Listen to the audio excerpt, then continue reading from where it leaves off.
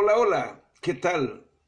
Qué bueno volvernos a encontrar, qué bueno invitar al Señor a nuestras casas, a nuestros hogares, a nuestra familia. Dios es la respuesta, la presencia de Dios es el único seguro, lo que necesitamos en este tiempo de incertidumbre, en este tiempo de inseguridad, en este tiempo de amenaza continua. Lo que necesitamos es la presencia de Dios en nosotros, una vivencia plena de su presencia para que nuestras vidas sean fortalecidas, para que nuestras vidas sean dinamizadas, para que nuestras vidas sean reforzadas, renovadas y para que vivamos en paz en medio de la tormenta, para que tengamos paz a pesar de la adversidad, a pesar de la prueba, para que encontremos aliento y fortaleza para nuestras vidas. Ahora tenemos un tema desafiante y queremos que sea el Espíritu Santo el que nos hable, el que nos ministre, el que nos bendiga. Te pido que tengas los oídos atentos, te pido que le prestes atención al Espíritu Santo, más allá de mis palabras, lo valioso, lo imprescindible es lo que el Espíritu de Dios pueda hablarnos.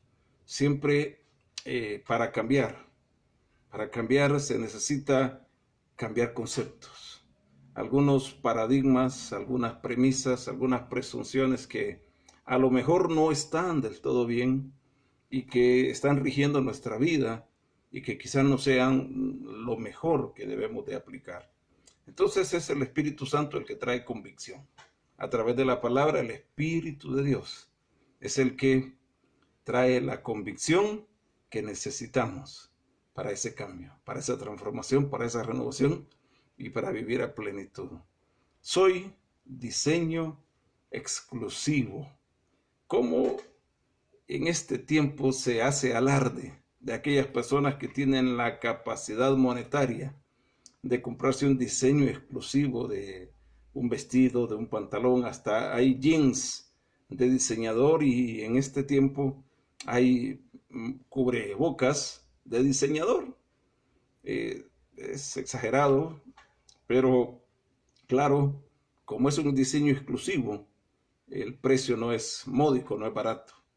Y lo mismo pasa con nosotros. Nos estamos vendiendo demasiado barato si sabemos que somos diseño exclusivo.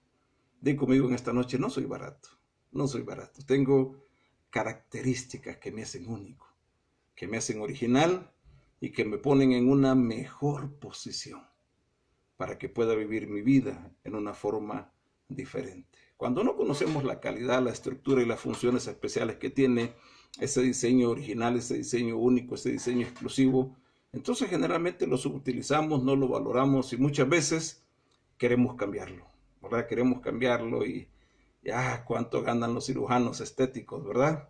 Cada uno de nosotros es especial, es hecho de manera única, tiene capacidades y habilidades únicas, tiene características singulares que no existen en ningún otro ser sobre el planeta Tierra y con un potencial tan grande que podríamos decir que es ilimitado. Sin embargo, no estamos haciendo buen uso ni sacando todo el provecho que podemos sacarle a ese diseño exclusivo. Hay en el ámbito de la educación una analogía y dice que si comparamos a un, a un pez por su capacidad de escalar un árbol, pues lo vamos a descalificar, ¿verdad? O si comparamos a un animal que no es del agua por su capacidad de moverse en el agua. Entonces, cada uno tiene sus condiciones, sus cualidades únicas, pero es importante que las entendamos, ¿de acuerdo? Hay muchas cosas que no logramos entender, que no logramos captar, y al no entenderlas somos sujetos de error, de la subutilización y lo que es peor, de la manipulación. Porque hay todo un sistema financiero, un sistema económico, un sistema político, en preparación para los tiempos finales de la historia. Hay todo un sistema que está interesado en que no logremos entender a cabalidad, porque de esa manera somos fáciles de manipular. Y ese sistema es tan poderoso que ha logrado utilizar incluso a las religiones para ese fin. Por ejemplo, antes una empresa surgía alrededor de una necesidad. La premisa comercial, la premisa de una empresa era: encuentra una necesidad, satisface esa necesidad y tendrás una empresa. Luego la premisa cambió y fue: busca una necesidad insatisfecha. Es decir, ya se está cubriendo, pero no se está cubriendo con excelencia. Entonces, tú satisfácela de una mejor manera. Y ahí surge el concepto de atención al cliente, ¿verdad? Bríndale un mejor servicio y entonces tendrás una empresa, aunque a costa de otras. Pero si lo haces mejor, entonces tendrás una empresa. Y finalmente, la última premisa es: dile a la gente qué es lo que necesita, manipúlala, crea la necesidad y entonces tendrás una empresa y podrás vender lo que quieras. Y en esa faceta estamos, ¿verdad? Se crea la necesidad y de repente decimos: oh, yo necesito tener esa camisa, yo necesito tener ese teléfono, yo necesito tener esa casa, yo necesito. Y el anuncio es siempre la casa que necesitas, el carro que necesitas. Y entonces se empiezan a crear necesidades ficticias y reales. Y empezamos a vender por un modelo de manipulación, o empezamos a comprar por un modelo de manipulación. Hay muchas cosas que no entendemos, y fíjate bien que digo no entendemos. No digo tú no entiendes y yo sí, no entendemos. Ya, yo estoy del mismo lado, ¿verdad? No las entendemos. Quien sí las entiende es el Espíritu Santo. Quien nos las va a enseñar es el Espíritu Santo. Quien nos va a guiar es el Espíritu Santo. Y si estás en desacuerdo conmigo, excelente, te felicito y te abrazo. Porque yo no tengo que convencerte de nada, es el Espíritu de Dios. No tienes que creer a mis palabras, tienes que creerle a las palabras que hable Dios a tu vida. El problema es que le creemos al hombre porque no queremos pagar el precio de ir a la presencia de Dios y decirle: Señor, explícame esto. Yo quiero entenderlo. Yo quiero vivirlo. Entonces, hay muchas cosas que no entendemos. Yo no soy el non plus ultra que las conozco, ¿verdad? Bastantes problemas tengo con enseñar el trinomio cuadrado perfecto en matemáticas para tratar de querer enseñar estas cosas, pero el Espíritu sí las entiende. Dice que el Espíritu todo lo discierne aún lo profundo de Dios. El Espíritu sabe y Él nos va a ayudar a entender. No entendemos el diseño del ser humano, no entendemos. No entendemos el diseño del matrimonio, lo vivimos en base a criterios que están fuera del ámbito espiritual. No entendemos el diseño de las finanzas, la función del dinero. Dice que es tan engañoso el dinero. No entendemos. No entendemos el diseño de la redención, cómo opera, cómo se manifiesta, cómo funciona. No entendemos el diseño de la realidad. No entendemos. No entendemos el diseño del tiempo. No entendemos el diseño de la salud. Antes, cuando uno iba a pasar consulta donde el médico le daba una medicina, un medicamento, y al mismo tiempo le daba una dieta.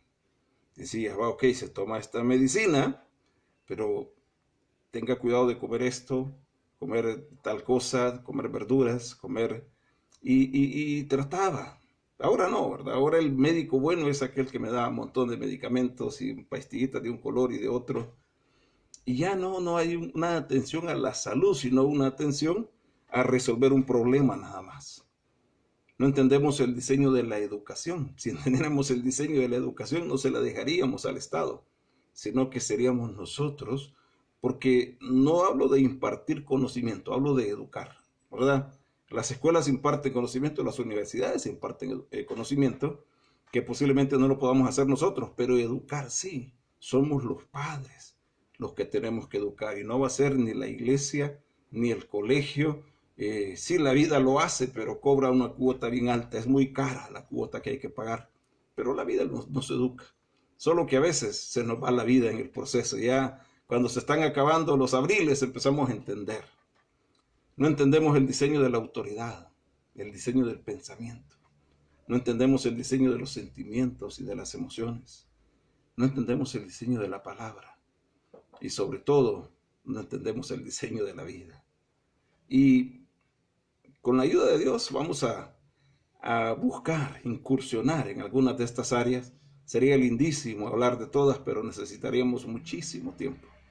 Y seguramente nos dormiríamos todos a medio camino. Pero vamos a hablar del diseño del hombre. Y si nos queda tiempo, del diseño del matrimonio. ¿Ok? Y el Espíritu Santo es el que nos va a ayudar a ambos, ¿verdad?, a entenderlo. Hay premisas cerradas, hay varias premisas cerradas desde las cuales partimos. Pero pensemos por lo menos dos de ellas. Hay muchas más, pero al menos dos. La primera premisa errada es que creemos que nuestra vida está diseñada para el placer, para la comodidad. Y queremos vivir de esa manera. Trabajamos para tener placer, para tener comodidad, y hacemos las cosas que hacemos para obtener placer. Pero la vida, el hombre, el ser humano ha sido creado para la plenitud. Y la plenitud no tiene nada que ver con el placer, ¿verdad? Sí tienen que haber momentos de esparcimiento y momentos de recreación, que son cosas diferentes y que las necesitamos. Definitivamente las necesitamos, aunque estemos encerrados y aunque estemos atrapados en una rutina de home office o de homework, pero siempre necesitamos un tiempo de esparcimiento y necesitamos un tiempo de recreación.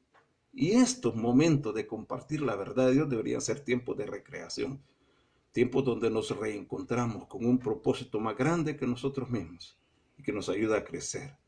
Pero el hombre fue hecho para eso, para vivir a plenitud, para manifestar su potencial, para desarrollar sus ideas, para desarrollar su intelecto, para desarrollar sus capacidades físicas. El ser humano fue hecho para la plenitud. Por eso admiramos al deportista, admiramos al artista, admiramos al pintor, admiramos al cantante, porque está manifestando mucho de su potencial, porque hemos sido hechos para eso, para manifestar ese potencial, y simplemente nos conformamos con verlo en otros y queremos o creemos que nuestra vida tiene que estar inclinada al placer. Y por eso comemos mal, ¿verdad? Comemos y no nos alimentamos, porque comemos para el placer. Antes decía, no, el niño necesita comer esto y tiene que comer eso, y lo comía. Y ahora no, ¿verdad? ¿Qué quiere, hijo? Entonces, el hijo quiere comer no lo que necesita, sino lo que le causa placer. Y está bien, ¿verdad? En ocasiones está bien, pero hay que atender primeramente a la necesidad para tener plenitud. El ser humano está hecho para la plenitud. Dice Santiago, capítulo 1, dice, tened por sumo gozo, el verso 2, cuando os halléis en diversas pruebas, sabiendo que la prueba de vuestra fe produce paciencia, y tenga la paciencia su obra completa, sin que os falte cosa alguna, para que seáis perfectos y cabales, sin que os falte cosa alguna. Y ahí está el proceso, a la perfección, a la plenitud. Y dice Efesios 4, del 13 en adelante, dice, hasta que todos lleguemos a la unidad de la fe y del conocimiento del Hijo de Dios, a un varón perfecto, a la estatura de la plenitud de Cristo. Fuimos hechos para la plenitud. Por eso es que Juan se maravilla y escribe en el capítulo 1 de Juan, al final dice, y de su plenitud. Y vemos su gloria, gloria como la del unigénito del Padre, lleno de gracia y de verdad. Y de su plenitud tomamos todos. Y gracia sobre gracia. Pero de su plenitud. Entonces, cuando entendemos el concepto que yo fui creado para desarrollarme a plenitud, entonces empiezo a ser más sabio con el tiempo, con la comida, con las diversiones, con cómo me recreo. Empiezo a tener mejor entendimiento. Fui creado para la plenitud. Que habrán momentos de placer en todo eso. Sí. No hay placer comparable al que encuentra a alguien cuando ha terminado una obra. ¡Wow! Lo hizo, lo logró, pensó que no podía y lo hizo. Porque eso manifiesta plenitud. El resto es proceso, es transición. La segunda premisa que usamos, todos la usamos, es que es mejor reparar que conocer. Entonces uno saca un teléfono celular y no anda leyendo el manual. Ay, si se me arruina hay que me lo arregle. Esa es la premisa, es mejor reparar que conocer. Compramos el televisor, lo conectamos, lo encendemos y después dice, antes de la primera encendida hay que hacer trabajo. Ya lo encendí.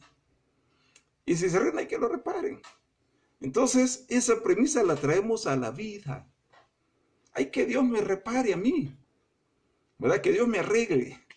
En vez de conocer cómo debe funcionar el cuerpo humano, el pensamiento humano, la mente humana, la vida humana, el matrimonio, es mejor que Dios me repare, ¿verdad? Y ahí venimos todos heridos. Otra vez, Señor, aquí vengo a que me repares. Ajá, y la misma rotura, sí, es la misma, Señor. Es que la carne es débil, Señor. Ya venimos con la misma crisis para que la repares. Y cantamos la canción de Alex Campos, ¿verdad? Al taller del maestro vengo. Y bonito, que me arregle el Señor. Y por eso tenemos tantas oraciones de petición, Señor, que el Señor me arregle el matrimonio, que el Señor me arregle la casa, que el Señor me arregle. Porque no queremos pagar el precio de conocer.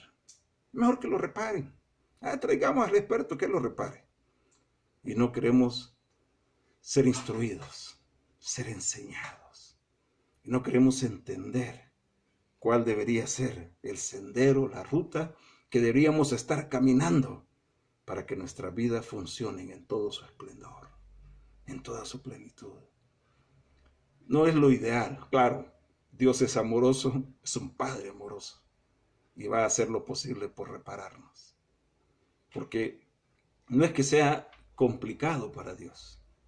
El problema es que al repararme y seguir haciendo lo mismo, caigo más en la crisis. Por eso es que Jesús le dice a la mujer sirofenicia, no es bueno darle la comida de los hijos a los perrillos, no es bueno.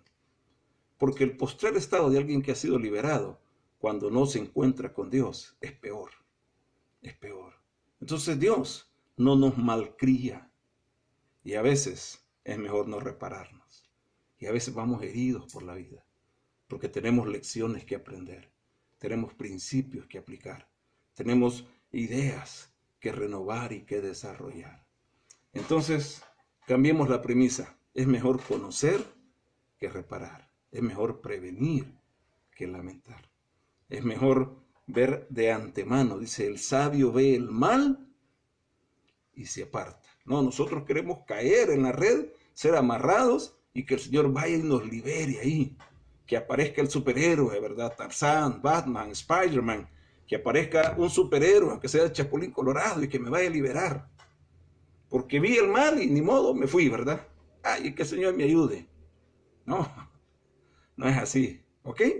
No es mejor reparar que conocer, es al revés. Es mejor conocer. Es mejor conocer. Recuerdo que en una ocasión tenía un teléfono hace un par de años y tuvo un daño, no encendía, lo llevé a la empresa y me dijeron, déjelo, deje $10, venga dentro de 10 días. Y dije, no, debe haber un camino más corto, no siempre es la mejor opción, pero en ese momento se me ocurrió así. Y curiosamente le pregunté a alguien y ese alguien sabía y me dijo, no, solo hay que hacer estos 3 pasos y funcionó inmediatamente. Reaccionó, porque se conocía. El que no conoce tiene que pagar un precio más alto, ¿verdad? Tiene que invertir más y tiene que perder tiempo en la reparación. ¿Cuánto tiempo tardamos en llorar las heridas mientras Dios nos repara? ¿Cuánto tiempo nos dolemos por los errores cometidos? Ahí esperando en la fila del taller, ¿verdad? Y Dios nos deja esperar. No porque no pueda hacerlo instantáneo, sino porque hay lecciones que tenemos que aprender para no caer en el mismo agujero, para no caer en la misma trampa. Y tristemente, la religión va por ese camino y empieza todos los que están heridos, todos los que están dañados, todos los que están... Y entonces nos convertimos en reparadores, en lugar de potenciadores. Y en lugar de estar formando un ejército, estamos formando un hospital. Y ambas cosas son necesarias porque es por demás no salir herido. Pero no todos vamos a estar enfermos en un ejército. Tiene que haber un equipo que esté valiente, que vaya a la vanguardia, que esté conquistando, que esté visualizando nuevos horizontes y que esté viendo más allá. Y ese equipo de los valientes está atendiendo a los heridos, porque siempre van a haber heridos, porque es una guerra y siempre van a haber personas en situaciones críticas, difíciles, a las que hay que ayudar. Y cuando necesitemos ayuda, tenemos que pedirle ayuda. Es decir, no estoy diciendo que no, pero hay que conocer. Hay que conocer hay muchas reparaciones que se pueden evitar. ¿De acuerdo? Entonces, estudiemos el diseño del hombre y que el Espíritu nos ayude a entender.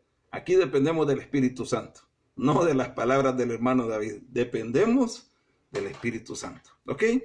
Génesis 1:26. Génesis 1:26 dice, entonces dijo Dios, hagamos al hombre a nuestra imagen, conforme a nuestra semejanza. ¿De acuerdo? Entonces es la conclusión de un proceso, es la finalización de un proceso. Ya se hizo los pasos necesarios para que el hombre pueda aparecer sobre la faz de la tierra. Entonces dijo Dios, hagamos al hombre a nuestra imagen, conforme a nuestra semejanza o sea, cuando tiene la imagen y la semejanza y señoree en los peces del mar, en las aves de los cielos, en las bestias, en toda la tierra y en todo animal que se arrastra sobre la tierra. ¿Ok? Entonces dijo Dios, y aquí es la primera vez en la escritura donde se usa el plural, donde se usa Elohim. En las anteriores menciones de Dios es otra mención, pero en esta ocasión es cuando Dios dice, hagamos, es Elohim, ¿verdad? Es la Trinidad, es toda la Trinidad interviniendo en la creación del ser humano. Hagamos al hombre a nuestra semejanza. Es un ser trino, ¿verdad? Conforme a nuestra semejanza y señoree en los peces del mar, en las aves de los cielos, en las bestias, en toda la tierra y en todo animal que se arrastra sobre la tierra. Un punto importante que debemos de asimilar, que debemos de rescatar, es que el hombre no responde a un modelo terrenal, ¿ok? Las plantas responden a un modelo terrenal y hay un ciclo del carbono que suple todas las necesidades de la planta y hay un ciclo del oxígeno y hay un ciclo del aire y hay un ciclo del agua y uno los aprende cuarto, quinto, sexto grado, aprende a manejar todos los ciclos, el ciclo del nitrógeno y entonces eso satisface a plenitud la necesidad de la planta. La planta está plena ahí, porque la naturaleza satisface todo lo que necesita. Un animal está pleno en la naturaleza porque la naturaleza satisface todo lo que necesita. La planta es autótrofa, el animal es heterótrofo, o sea, se come al otro, pero la naturaleza provee todo lo que el animal necesita y el animal está pleno, viviendo en libertad, viviendo en su hábitat natural, el animal está pleno. Nosotros los arruinamos al traerlos a las casas, ¿verdad? Y sacarlos de sus hábitats. Pero está pleno el animal. Pero el hombre no responde a un modelo terrenal. ¿De acuerdo? Por lo tanto, no habrán elementos terrenales que sacien al ser humano. ¿Sí? ¿Estamos de acuerdo? No son los elementos terrenales los que van a saciar. Y Dios pone esto, nos da una evidencia de esto, porque después de que ha hecho todo, le presenta la creación a Adán. Le trae los animales. Y dice, pero para Adán, no se encontró lo que necesitaba Adán, porque no es ahí donde está su plenitud. Sí va a encontrar desarrollo, sí va a encontrar hábitat, sí va a encontrar espacio para trabajar, pero no está ahí. La plenitud del hombre no está ahí. Entonces le trae los animales del campo del hombre, los nombra a todos y ejerce su autoridad sobre los animales, pero no se encontró lo que el hombre estaba necesitando. ¿Por qué?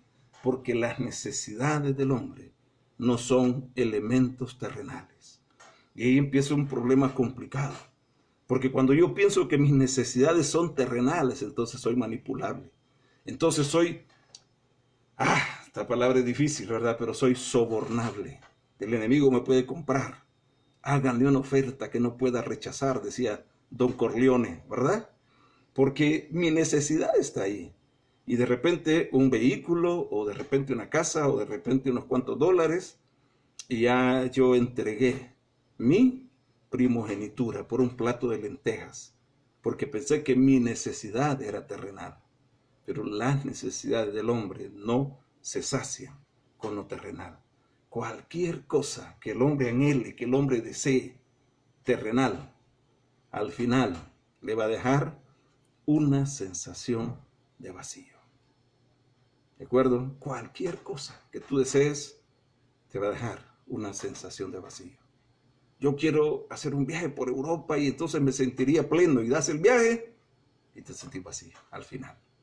O yo quiero tener una casa de tal tipo, la tienes y al final te sientes vacío. O yo quiero tener el teléfono última generación, ese que se dobla y que... y al final te sientes vacío. Porque no hay nada terrenal que sacie. Todo lo terrenal tiene alguna utilización, incluyendo el dinero, ¿verdad? Es para un fin, es para utilizarlo, pero no es un fin en sí mismo, sino sirve a un fin mayor. La satisfacción que el hombre necesita viene de Dios. ¿Sabes cuando el hombre se siente completo? Cuando Dios le trae a otra creación que venía con un modelo celestial y Dios forma a Eva. Mismo diseño, mismo origen, mismo diseñador. Y entonces dice, esta sí. ¿Ok? Aquí esta es la ruta, este es el sendero, es a través de lo espiritual, es a través de lo celestial. Allí es que nosotros vamos a obtener la satisfacción, la plenitud como seres humanos, no en las cosas materiales. Lo único que va a brindar satisfacción eterna, satisfacción plena, es lo que viene de arriba, lo celestial. Por eso dice Colosenses, si pues habéis resucitado con Cristo, poned la mira en las cosas de arriba, no en las de la tierra, sino en las cosas de arriba, porque habéis muerto y vuestra vida está escondida con Cristo en Dios. Cuando Cristo, nuestra vida, se manifieste, entonces vosotros seréis manifestados juntamente con Él en gloria. Colosenses 3:4. Cuando Cristo, nuestra vida, se manifieste, entonces vosotros seréis manifestados juntamente con Él en gloria. La plenitud está en el diseño celestial, en la oferta celestial. Por eso decía Agustín de Hipona, uno de los grandes apologetas bíblicos, Saulo de Tarso, el primer apologeta, Agustín de Hipona, otro apologeta tremendo de la palabra de Dios, y decía Agustín de Hipona, porque nos has hecho para ti, Señor, y nuestras almas no hallarán descanso hasta que lo encuentren en ti. Y Blaise Pascal decía que en el fondo del corazón del hombre existe un vacío que tiene la forma de Dios. ¿Por qué? Porque solo es la presencia de Dios es la que nos va a llenar. Solo las cosas celestiales, solo las cosas espirituales te van a brindar plenitud. Por eso, vemos nosotros un resurgir de aspectos místicos, de disciplinas orientales, de filosofías, de sistemas de meditación y cosas similares, porque el hombre sabe que no es lo material lo que lo va a satisfacer, lo que le va a dar plenitud, sino es algo que está más allá de todo eso. Y el hombre busca, porque no hay información adecuada, no hay entendimiento adecuado, y entonces quiere encontrar algo celestial. ¿Sabe por qué Jesús de Nazaret es tan atractivo para el ser humano, para la humanidad? Porque es un diseño celestial. Jesús es atractivo. Hay muchísima gente que se siente atraída hacia Jesús. Rechazan, porque la religión es otra historia. Y la religión pone problemas, pone barreras, pone obstáculos, pero la gente ama a Jesús. La gente quiere seguir. Hay un montón de canciones acerca de Jesús que no pasan por ninguna religión, porque la gente, Jesús es atractivo. Si Jesús caminara por la tierra, serían miles y miles de gente siguiendo a Jesús, porque es un diseño celestial y llena la expectativa del hombre, y llena el corazón del hombre, y sacia el corazón del hombre. Lastimosamente las religiones ponen demasiadas barreras, demasiadas trabas, y entonces no hay posibilidad de encontrarse con Jesús, y la gente termina rechazando a Jesús porque rechaza a la religión. O muchas veces, y lo que es peor, porque rechaza a otros cristianos, entre comillas, que conoce. Y dice, para ser como fulano, mejor no, ¿verdad? Porque la Biblia que está leyendo es una versión complicada. No está dando el mensaje correcto. No está transmitiendo la enseñanza correcta. Solo lo celestial nos va a satisfacer. Solo lo espiritual. Por eso decía el salmista, en tu presencia hay plenitud de gozo. Yo puedo encontrar algún gozo en tener algún objeto, en tener alguna circunstancia bonita, positiva, pero solo la presencia de Dios tiene plenitud de gozo, o sea, un gozo completo, un gozo total, solo en la presencia de Dios. Eso es importante. Entonces, más allá de satisfacer necesidades materiales, tenemos que satisfacer necesidades espirituales. Dice Génesis 2:7 que Dios hizo al hombre del polvo de la tierra, ¿ok? Pero sopló en su nariz aliento de vida. Y entonces fue el hombre un ser viviente. Lo saca del entorno terrenal y lo convierte en un ser espiritual. Y ese aliento de Dios fluía continuamente en el jardín del Edén porque habitaban en la presencia de Dios. Pero cuando se separan de la presencia de Dios, entonces se vuelve vital esa conexión, ese aliento de vida. Se cuenta una anécdota de que el rey de España, el rey anterior al actual, ¿verdad? El rey de España visitó una escuela primaria y cuarto grado y empezó a hacerle preguntas a los estudiantes. Y le pregunta al primer niño, toma una piedra que estaba en el escritorio de la maestra y le pregunta a un estudiante, ajá, jovencito, ¿esta piedra a qué reino pertenece? Y el estudiante le dice inmediatamente al reino mineral, su majestad. Ah, excelente, aplauso, bien contestado. Toma una plantita que tenía ahí la maestra y le pregunta a otro estudiante, ¿y esta planta, jovencito, a qué reino pertenece? Y dice, al reino vegetal, su majestad. Oh, excelente, aplausos. Y después pone en jaque a otro niño que era medio salvadoreño y español y le pregunta, ¿a qué reino pertenezco yo? ¿Te imaginas decirle animal al rey? El niño se la pensó, estaba en cuarto, pero se la pensó, era listo. Y le dice, su majestad, usted pertenece al reino de los cielos. ¿Y sabes qué? Así es. Nosotros no pertenecemos, aunque los biólogos y los que hacen todas esas clasificaciones taxonómicas nos metan en el ámbito de los animales. No somos animales, y aunque quieran dividir nuestro cerebro en 3 partes hasta encontrar un cerebro reptiliano, ¿verdad? Que es el principio de la evolución, no es cierto. Nosotros somos creación de Dios. Por lo tanto, lo que necesitamos para saciarnos es lo que viene de Dios. Por eso, Dios sopla en el hombre y fuera del jardín del Edén nosotros necesitamos continuamente ese aliento de vida. ¿De acuerdo? Necesitamos aliento de vida. Y ese aliento de vida lo recibimos principalmente de la palabra. Porque la palabra tiene un atributo. La palabra es respirada por Dios. Es respirada. Por eso dice en el capítulo 1 de Juan, en el principio era el verbo, la palabra. Y el verbo era con Dios y el verbo era Dios. Todas las cosas por él fueron hechas y sin él nada lo que ha sido hecho fue hecho. Es Cristo, es la palabra, es la escritura, es el aliento de Dios. Y dice, en él estaba la vida. Y la vida era la luz de los hombres. Necesitamos la palabra. Esa es vital, es esencial para respirar ese aliento, para recibir ese insuflo de vida, para recibir ese hálito que nos hace, que nos mantiene por encima. Cuando dejamos de recibir la palabra, entonces dejamos de estar en conexión con lo sobrenatural y empezamos a estar conectados con lo material, con lo humano, con lo terrenal, y empezamos a pensar en el placer y empezamos a querer satisfacer el placer. Y el placer no tiene límites. Por eso es que de repente caemos en aberraciones, ¿verdad? En hacer cosas incorrectas, porque cuando estamos orientados al placer, perdemos de vista los límites. Llega un momento en que ya no satisface, la alegría como tal ya no satisface, y entonces necesito un ingrediente extra para poner alegría. Entonces pongámosle licor, ¿verdad? Porque ya el placer no satisface.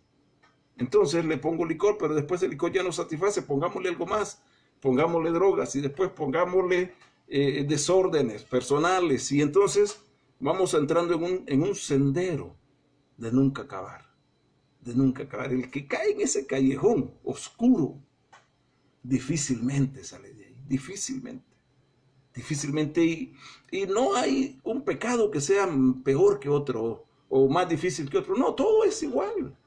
Toda desobediencia es igual, todos estamos al mismo nivel. Por ahí dicen, no critiques a alguien porque peca de una manera diferente que la tuya. Estoy completamente de acuerdo.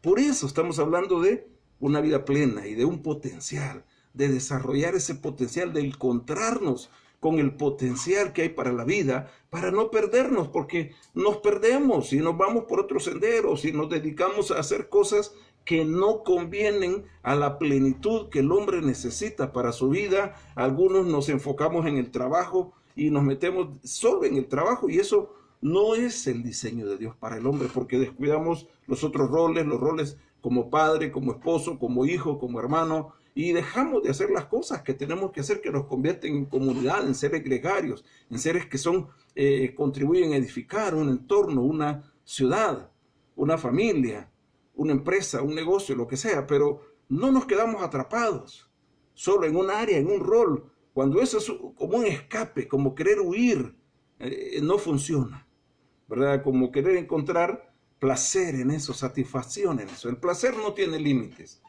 Dice Salomón, dijo, a la risa dije, enloqueces, y mis ojos no se cansaron de ver. El placer, cuando yo persigo, cuando mi meta es el placer, me voy a extraviar de tal manera que va a ser difícil retornar. ¿Ok? El ser humano no fue hecho para el placer. Pero no voy a estar consciente de eso, a menos que esté recibiendo aliento de vida y que esté conectado con la verdad de Dios, con la plenitud de Dios. Dijo el Señor Jesús, las palabras que yo les he hablado son espíritu y son vida. Y no trabajen por lo que perece, por la comida que perece. Trabajen por la comida que para vida eterna permanece. Tenemos que tener cuidado con esas dos premisas. El placer. Voy a descansar y de repente me gusta un postre. Había un personaje que cuando alquilaba una habitación en un hotel, ordenaba que la habitación de la par, alquilaba dos, y la habitación de la par la mandaba a llenar con pan dulce porque le gustaba el pan dulce. Qué terrible. Y tenía cómo, ¿verdad? Entonces la habitación de la par estaba llena de pan dulce solo para él sentir el olor del pan. Enloquece, el placer enloquece, ¿de acuerdo? Se vuelve crisis. Por eso, plenitud y no placer. Pequeños desvíos. Hace algunos años se estrelló un avión en el volcán de San Vicente, el Chichontepec, un avión de Aviateca, y cuando se recoge la caja negra y se logra escuchar la grabación, se dan cuenta que solo se desvió 2 grados. 2 grados. ¿Qué diferencia pueden hacer 2 grados? Al principio es poquito, pero conforme se va extendiendo la ruta, se va haciendo grande, al punto que le quedó un volcán enfrente. Y fue y chocó con ese volcán y los 260 y tantos pasajeros, incluida toda la tripulación de cabina, todos perecieron. Por 2 grados. Por un pequeño, voy a probar esto. ¿Y qué me puede hacer? Una no es ninguna. Y todas esas filosofías permisivas que nosotros tenemos, es una canita al aire, sí, después de tantos años de servirle al Señor, ¿verdad? Una canita al aire. Y todo eso, un poquito de levadura leuda toda la masa, dijo Jesús. Un poquito de extravío. Hay que ser sabios con el placer. Hay que saber gobernar. No nos ha dado Dios espíritu de cobardía, sino de poder, de amor y de dominio propio. Di conmigo dominio propio. Dominio propio, self-control. Yo puedo controlarlo. Obviamente, si estoy tomado del aliento divino, del soplo de vida que viene de la palabra. La palabra es inspirada. Así fue como la recibieron los hombres de Dios. Los santos hombres de Dios fueron guiados por la inspiración. Es ese soplo de Dios que llenó sus vidas, y entonces con la plenitud de la presencia de Dios empezaron a escribir usando su lenguaje, usando su naturaleza, usando su preparación, su nivel cultural, su nivel académico, pero bajo el influjo de la respiración de Dios. No fue un éxtasis, no fue que si Dios se la dictó, ¿verdad? Que entraron en una cueva y se conectaron con Dios y empezaron a escribir como que eran el printer de Dios. No, es ese aliento de vida que sopló en ellos. ¿Sabes cómo vamos a vivir una vida de victoria, una vida plena? Con el aliento de vida que sopla en ti. ¿Sabe qué es lo mejor que podemos hacer por nuestros hijos, por nuestra esposa? Compartirle ese aliento de vida, que fluya ese aliento y que lleve vida. No es mejor reparar. Hay un momento en que ya la reparación no es posible. Hay que Dios me repare, no. Es mejor conocer, es mejor saber, es mejor entender cómo debe funcionar el diseño divino y no dejar que se vaya en extravío. Profesando ser sabios, dijo el Señor, de los griegos y romanos, se hicieron necios, por lo cual Dios los entregó a una mente reprobada, porque su entendimiento fue entenebrecido. Se orientaron al placer, se dedicaron al placer y perdieron de vista la razón, el motivo de la existencia. ¿Cuántas vidas se han sacrificado? ¿Cuántas familias se han destruido por personas que se enfocaron en buscar solo el placer, solo la satisfacción personal, y perdieron de vista todo lo demás? Plenitud, plenitud de vida y conocimiento. Mi pueblo fue destruido porque le faltó conocimiento. Hay muchísimas cosas más que tenemos que compartir, pero el Espíritu de Dios va a usar estas pocas pautas que hemos dado para traer luz a tu mente, a tu corazón, para guiar a tu vida, a ejercer dominio propio, a tener carácter, a vivir según el modelo divino. Señor, gracias. Ayúdame, ayúdanos, dirígenos, Dios. Guía nuestros pasos para que estemos, Dios, supeditados a los principios eternos y que no busquemos la satisfacción en lo terrenal, en lo material, porque eso nos va a destruir. Es lo sobrenatural, lo celestial, lo divino, lo que sacia nuestras vidas. Gracias, Padre. Bendito seas. En el nombre de Jesús. Amén. Te bendigo y declaro que la mano de Dios va a guiar tus pasos si tú se lo permites. No te desconectes porque viene un poderoso tiempo de oración que va a traer más luz sobre esta situación a nuestras vidas. Te bendigo y nos vemos en la siguiente. Sigamos.